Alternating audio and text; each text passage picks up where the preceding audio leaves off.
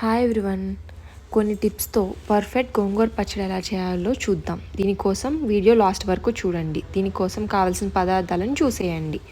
ముందుగా ఒక కడాయి పెట్టుకొని అందులోకి కొంచెం నీళ్లు పోసుకొని ఒక టమోటాను ఉడకపెట్టుకుందాం. టమోటా కొంచెం మగ్గిన తర్వాత అందులో కట్ట గోంగూరని వేసుకోవాలి.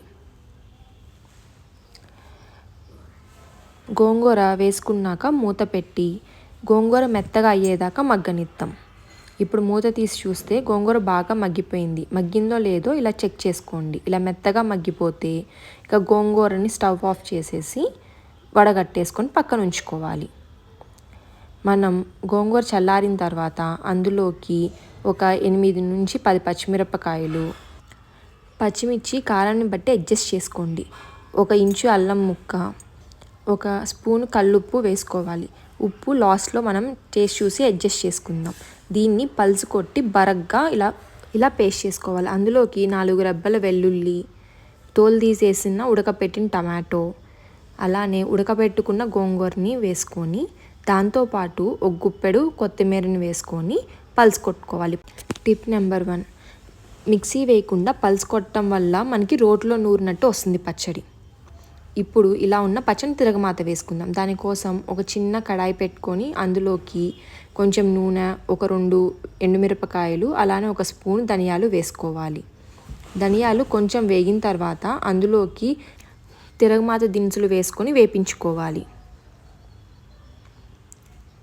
ఇలా బాగా వేపించుకున్న తర్వాత అందులోకి మనం సన్నగా తరిగి పెట్టుకున్న ఒక ఉల్లిపాయని వేసుకోవాలి.